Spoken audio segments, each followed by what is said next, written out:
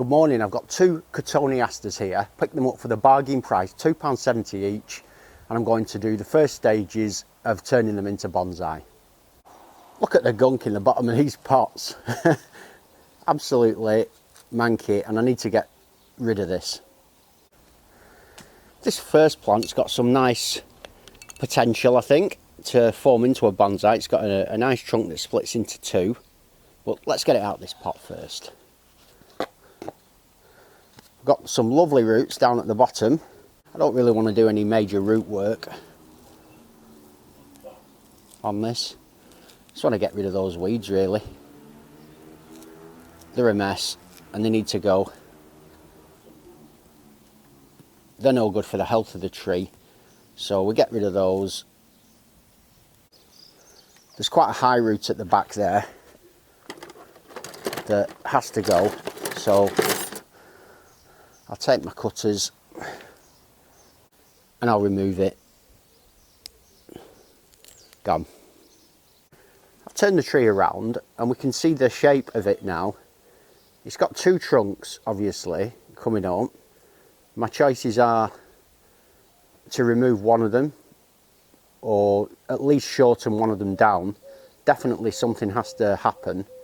And this one at the front, it really sticks right out at me. The question is this going to be the front of the tree or is this going to be the front of the tree? I've just rotated the tree around and I forgot to press record, or I pressed it and it didn't come on, and I cut this piece off because it's forming into a big piece of inverse taper. So that's gone. The question now is what to do with this large branch that comes out of the side, and I think it has to have the same fate. So I'm going to cut that off there.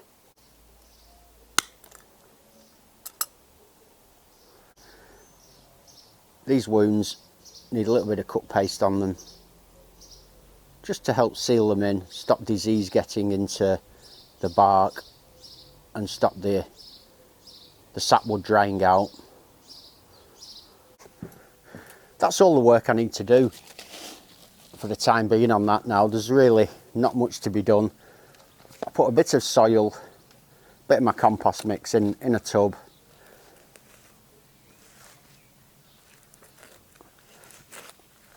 I'll push it down, add a bit more soil to the top.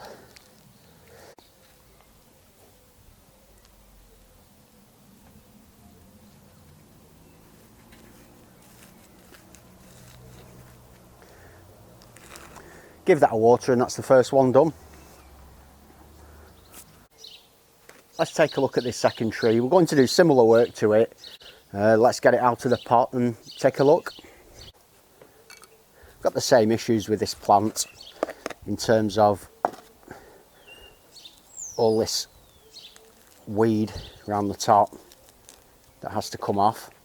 It's just a question of ripping it out.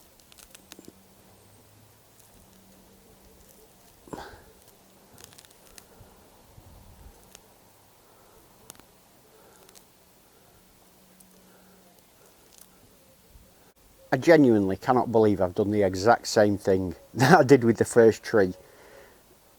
I've removed a major branch and I hadn't, for some reason the camera seems to be not recording when I press record, and I've not recorded the removal of this branch, but I mean, it was just literally cutting that off. And the reason I removed it is because there's too many branches emanating from this one point, so we're in a danger of getting inverse taper around this area, which we don't want. That's gone. I'm liking this back branch. This front branch is nice and can be bent down like that in the future. And round here, we've got a back branch there that I quite like. I quite like this one going up. It's, again, this is quite thick. And it's got to go. Now I'll just clean up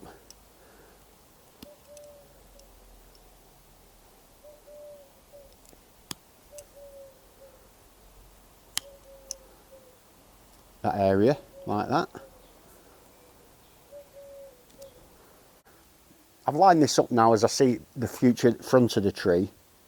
just a bit of moss in there that I need to get rid of. Oh, that whole branch was dead, so that can just come off. So with this as the new front, as I say, I like the back, but these need bending. And I didn't put any wire on the other tree, but on this one, I think it's going to help the development, so I will do. I've selected a piece of wire. I've used this before and just straightened it out. I like to reuse the wire.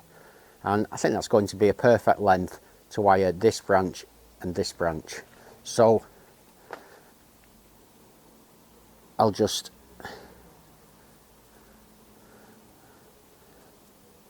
wrap this around.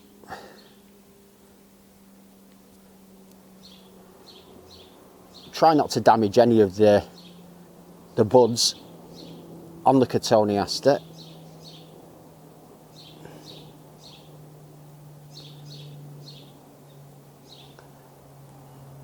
It's very simple. People have sometimes issues with wiring and are frightened of it. I think the best thing you can do is just start doing it. That's the best way to learn. I tend to prefer a slightly thicker gauge wire. It just means that I get plenty of holding power. I don't necessarily have to go mad coiling it super tight, so it means that I don't get too much wire scarring. And now it's time to bend. Viewing the front of the tree there, I think all I need to do is quite simply just put some movement into these branches.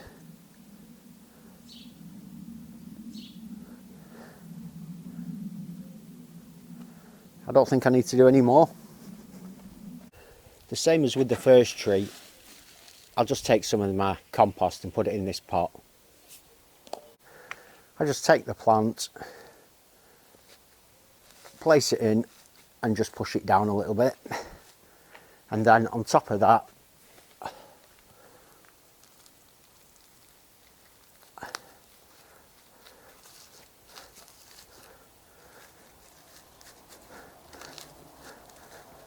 there we go. That root there is sticking out a bit. Could do with getting that down really. So I'm going to make myself a peg for it. There's nothing to this really. It's just take a piece of wire,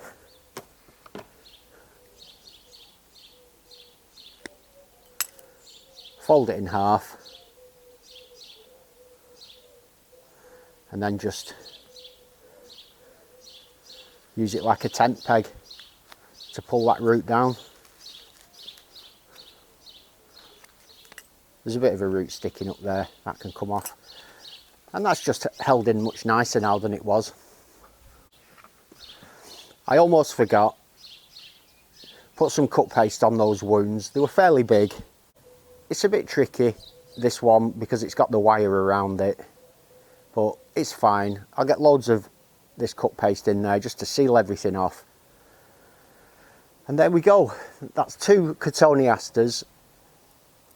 Fairly quickly, I didn't do much with them. You know, 1 or 2 cuts. I've left all the branches as long as possible because I want the health to go back into the plant now as it grows on this year. And it settles in with some better draining compost around it, so hopefully it won't be full of weeds, it won't be competing. And we'll just see how these go. So for the price, you can pick these up at any garden centre and start your own bonsai journey. Thanks for joining me. If you want to see how these trees develop, hit subscribe and have a great day. I'll see you soon.